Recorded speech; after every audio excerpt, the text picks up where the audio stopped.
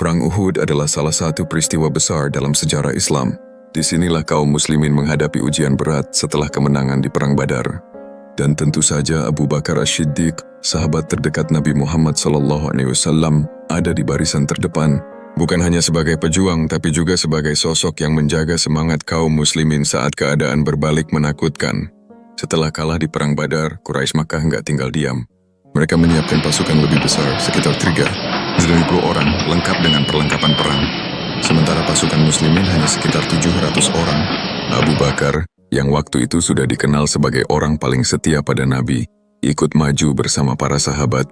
Buat Abu Bakar, perang ini bukan sekadar adu pedang, tapi soal mempertahankan kebenaran dan melindungi Nabi. Di awal perang, kaum muslimin sempat unggul. Pasukan Quraisy mundur dan banyak orang Makkah yang kocar-kacir.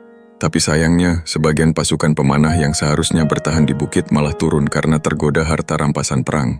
Nah, disinilah keadaan mulai berbalik. Pasukan Quraisy yang dipimpin Khalid bin Walid berhasil menyerang balik dari arah belakang. Keadaan jadi kacau.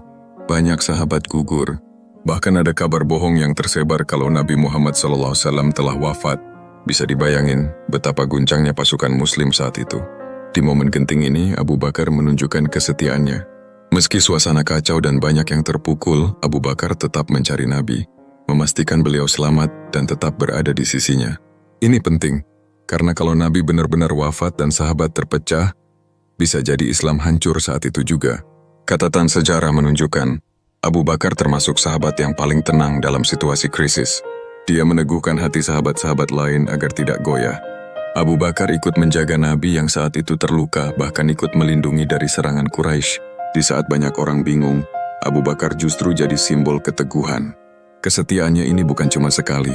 Dari Badar, Uhud, sampai peristiwa lain, Abu Bakar selalu menempatkan diri sebagai perisai Nabi.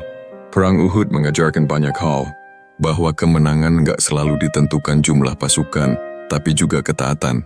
Pasukan Muslim kalah karena ada sebagian yang melanggar perintah Nabi. Dari sini Abu Bakar mengingatkan dengan sikapnya, tetap taat, tetap setia, jangan gampang goyah oleh dunia. Kalau kita lihat, Abu Bakar bukan cuma sahabat, tapi role model bagaimana seorang muslim seharusnya bersikap dalam kondisi terberat. Perang Uhud memang menyakitkan, tapi dari sanalah lahir pelajaran besar untuk umat Islam. Dan Abu Bakar ada di garis depan sebagai saksi sejarah itu. Bukan hanya sebagai prajurit, tapi sebagai sahabat yang nggak pernah goyah.